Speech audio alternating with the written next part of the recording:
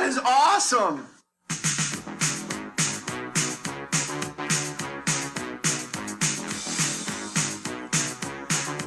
Welcome back to KVN News for the People, hour 2 of today's show, Thursday, April 9th. I'm Jason Williams, and man, the trouble we get into on this show. Yesterday we were talking about the science of why it hurts to stub your toe. We just wrapped up an interview with Robert Nalbandov about the Iran deal and foreign policy over the last 50 years, and now we packed the studio with STEAM students. You may also be familiar with the word STEM. It is now STEAM, though, and there's a reason for that. Our good friend Cody Erickson joining us here. We've had Cody on the show for a variety of reasons, talking about education, specifically science and math and arts education here in Cache Valley, and policy of which. We've also had him in to talk about Raspberry Pi, a lot of fun things, and it's fun, Cody, to bring you back today and bring some of your students with you. Quite a few of them here in the studio with us, and we'll get to their names and their experiences soon, but tell us, Cody, starting out as an instructor, dealing with all of this, and sitting here looking at these kids as excited as they are to talk about this today, what's that experience been like for you? Well, you can see these kids jumping around and excited. That is pretty much what the experience has been like for me. I mean, you said started out as an instructor. That's far from it. I started out as a hobbyist, as playing with electronics and gadgets and doodads and building things. Just yesterday at the DI, I picked up an erector set. The little Model 2 that I used to have when I was 12. Very cool. And that's where I started, erector sets and Legos and such. And now I'm playing with these, like you said, Raspberry Pis and Arduinos and BeagleBones.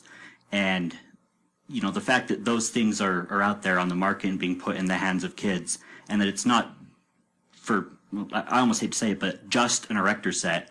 Sure. Just something that's designed just to be built and taken apart and just to be a little car, but rather something that is an actual computer and, something that can go into space and to do all of the amazing things that people have done with the Raspberry Pi, and has the purpose of educating kids so that they can become engineers and scientists and programmers and what have you, things that we probably haven't even imagined yet.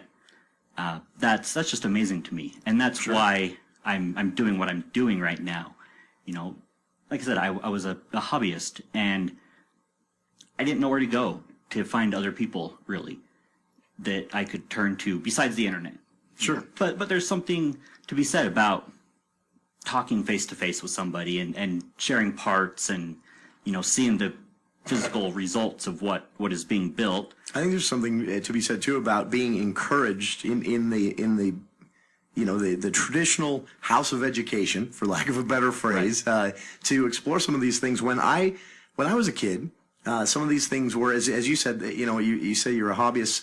Some of these things were things that people did for fun on the side, And granted, I was a kid when Atari was being sold still, but this was something that wasn't taken as seriously this day. And it's so great for me, I think, during the last legislative session to hear our lawmakers standing up there, not only talking about it, but actually voting on and passing bills related to getting kids more programming experience at very early grades, and recognizing that this type of thing is part of the economic future of the state, of the country.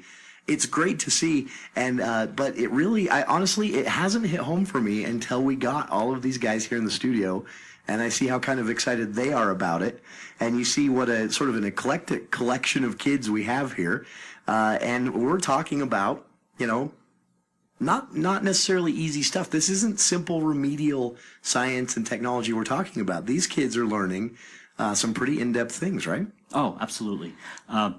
Some of the stuff that we've done in my Raspberry Pi class is things that, quite frankly, I was learning in high school when I was taking, Bridgerland courses, concurrent enrollment, things that college kids would be learning. We've been learning basics of electronics, components, and, theory that in any other situation, elementary school kids would not be learning, unless it was something that they were reaching out on their own. Sure. And they're using it, they're grasping it, and we're having fun with it. There's utilities and resources and such that we're taking hold of that are put out there that are designed for kids now.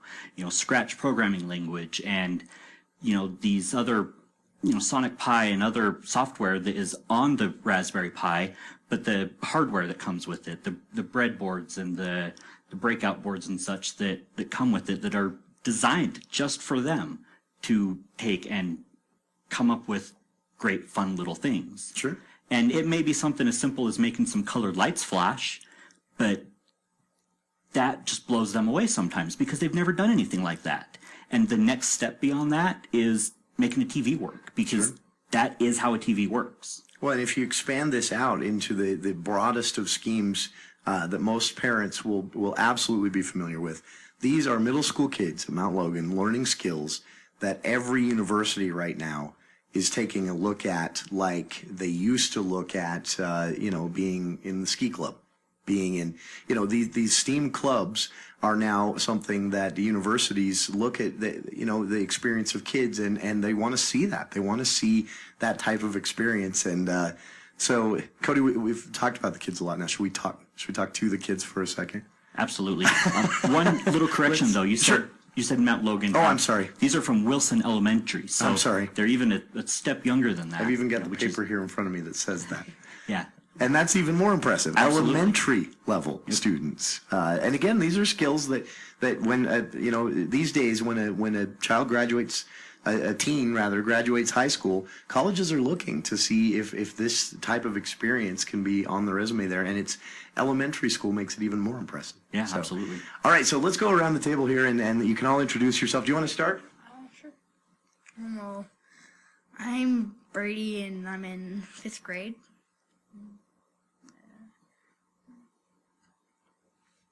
Grab this one.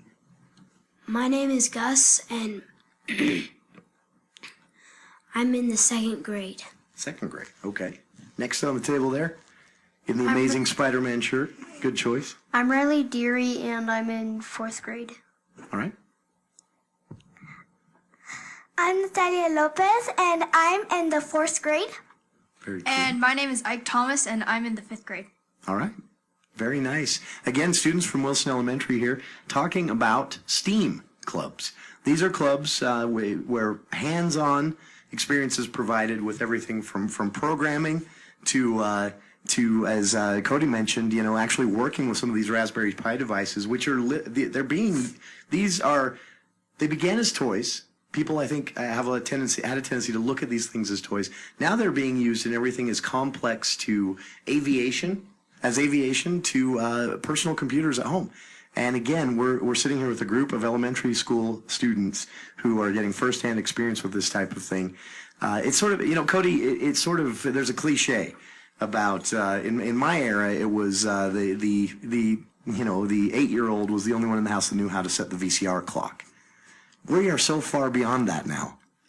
Can you speak to that a little bit? Oh, yeah. I used to know how to set the VCR clock. My parents had no idea how to do that. Then we got one that set itself, and I have no clue. At this point, I have And suddenly alarm you're clock. useless in the home, right? Yeah. Well, I have an alarm clock now that sets itself. I have no idea how. I don't trust it when it's daylight savings time. I have no idea how it works. I can't figure that out, but that's neither here nor there. One thing that's blown me away is on the Raspberry Pi, it has Minecraft, and these guys sit down every once in a while in there. We'll let them play Minecraft for a few minutes, and they blow me away. What they do with that just in minutes. I've played Minecraft like twice, and every time I dig a hole and fall down in it and get stuck. My 4-year-old plays Minecraft for hours at a time if I let her on my tablet. It's something that she saves up time doing chores, and she'll sit down with it and she comes up with the craziest things on there, builds bridges to save pigs from falling into the water. And, it's the same type of thing. These kids are growing up in this society where we have these devices everywhere, and it's just part of their natural world. And that's what it was for me. It was just a different type. It was more, I had appliances everywhere that had a basic electronics, and that's what I was taking apart when I was a kid.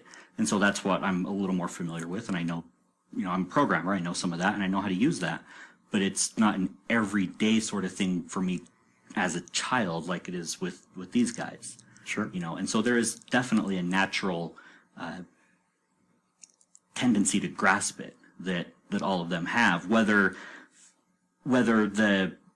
all of the kids that come into the Raspberry Pi Club are, whether they're geeks or not, you know, every one of them has had some inclination to work with it. Sure. You know, and that's been one of the great things about it, is I think that the STEAM clubs, there's been a variety of them, right? What are some of the other clubs that you guys have done besides Raspberry?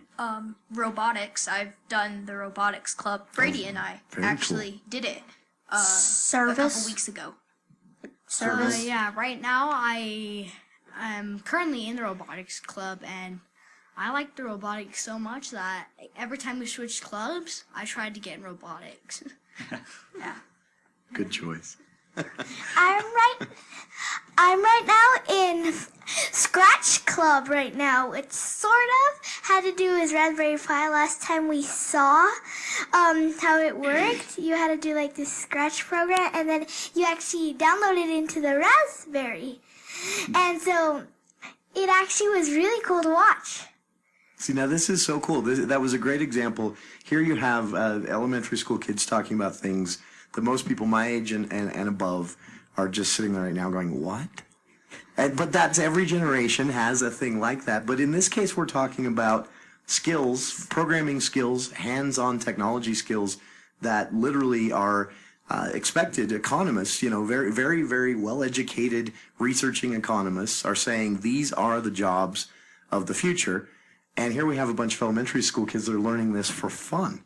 Right. And Cody, you play a role in that as well. When it comes to these clubs, how many exist in Utah? Any idea at all?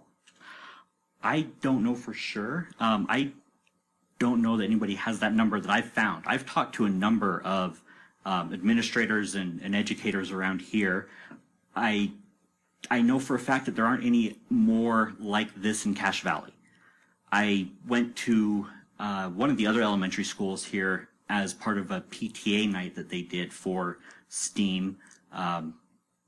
It was something that they just put on. It was the second time that they'd done it, an annual event that was just an evening where they just invited the community to come down, and they saw that I was doing the Raspberry Pi thing on Facebook and invited me to come and set up a little booth. And it was well attended, but there weren't very many participants, Sure. you know, or presenters there. And that was the only, you know, STEM related function that school had in the entire year.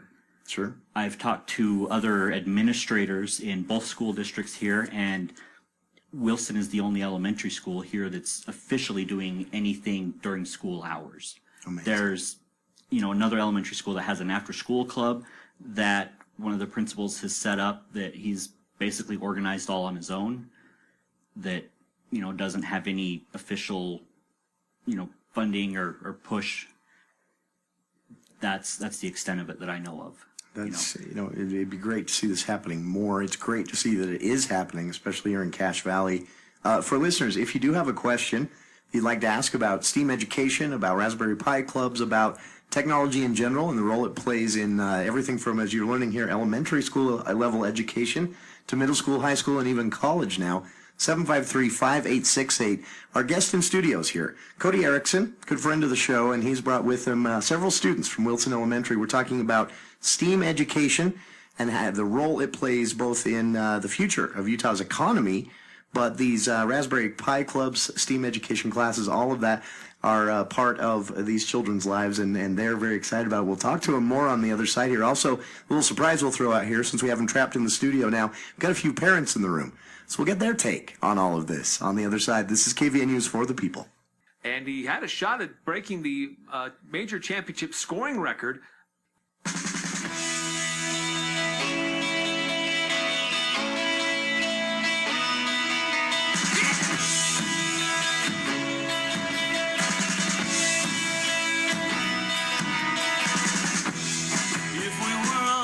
Welcome back to KVN News for the People. Hour 2 of today's show continues here with our guests in studio.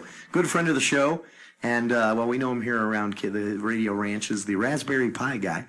Cody Erickson in studio, and he's brought with him today several students from Wilson Elementary, as well as a couple of their parents in studio with us. We're talking about STEAM education, STEAM clubs around Utah becoming more frequent. One here in Cache Valley that has gotten a lot of attention, not just on our show, but even a big thumbs up from the governor during a recent interview we did with him on education in Cache Valley. So getting attention, what is it? Well, to oversimplify it greatly, working with everything from Raspberry Pi boards to direct hands-on programming, it is basically getting kids, even at the elementary level, used to working with the world that they will basically live in when they graduate high school and head on to college. And it's amazing. Our own lawmakers had a lengthy debate about the huge future of this type of skill in Utah's economy going forward. Utah has a gigantic chunk of our economy that is not just jokingly referred to as the Silicon Valley of the West. So this is a really important thing. It's important for Utah's economic future. It's important for the education future of these kids, and also the level of fun they experience as they grow up. So we've got one volunteer parent here. I surprised by, they didn't expect to go on air. Tell us, what's your name? Linda Jensen. Linda, what's it like having a kid interested in this type of thing, and what are you seeing as a parent watching as they learn these skills? What does it make you think?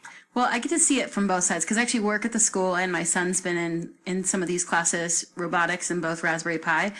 And it opens up their eyes to more opportunities than they would have before. Like, it opens their eyes up to jobs. It gets them experiences that they would never get outside of this school. Some of these kids, they've never had stuff like that. And they've had electronics and technology, but this experimenting with programming and lights, and it creates an excitement in them, I've seen. Sure. And it's hard. It's difficult to do it justice when we talk about blinking lights, when we talk about, but this is a very practical skill to use as well. Have you seen any of that yet in the home with your own child? Practical. Are they fixing the electronics yet? Not fixing just yet, but can handle the remote. That's very cool.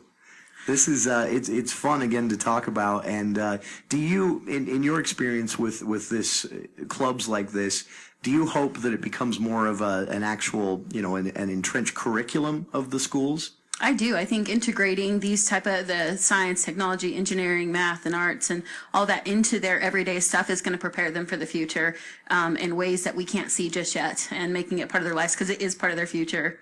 Very nice. I appreciate you stepping up and letting us put you on the spot there. You're welcome. All right, so for you guys, all the Wilson students we have in here, tell us a story or two. What's something amazing you've learned in this process? What's something that scared you? What's something that surprised you? Go ahead. Well, I'm Natalia, and so apparently the STEAM last year brought a professor, Mr. Mather. He's an architect, and so the STEAM, well, more like the school invited him to come over. When I was in 3rd grade, he came over one year, and so he ended up having us build a temporary sculpture. But it was just temporary. And so last year, when I'm in 4th grade still, and so he went with all these 3rd grade students, and sometimes a little bit of 5th.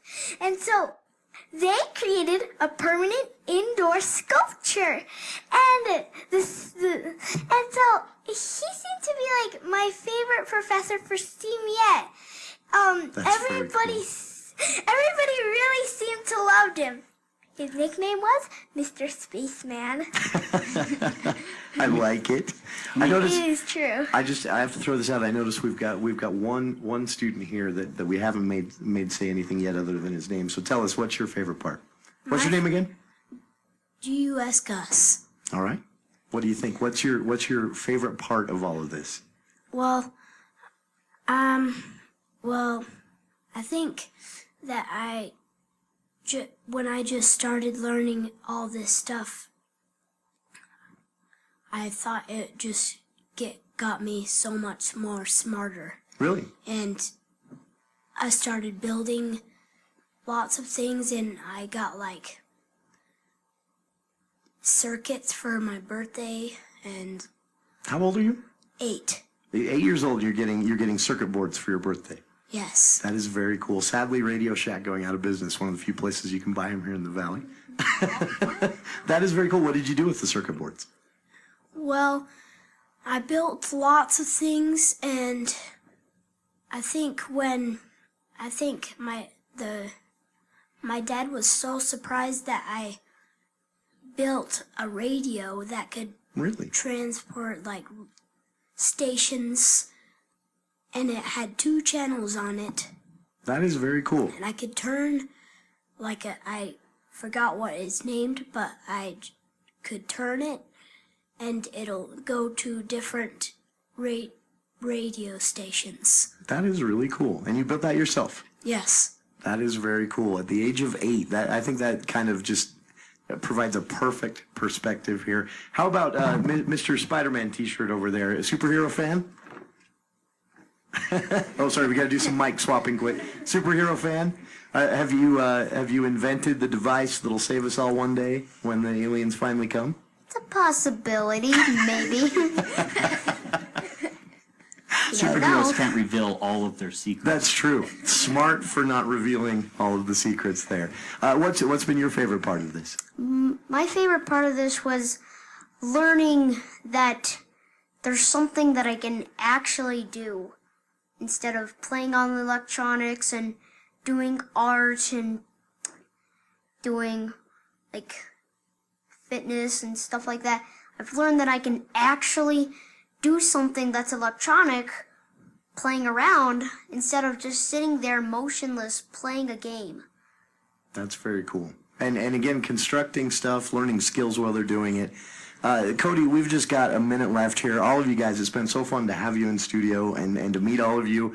And I wish I could write all of your names down to see what kind of big, lofty careers you have with NASA or something like that from this experience.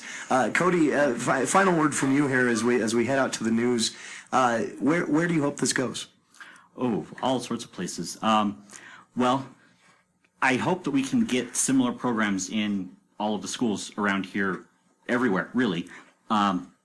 Practically, I want there to be STEAM programs in all of the schools here. I want every kid in Cache Valley to be able to have STEAM clubs of some sort.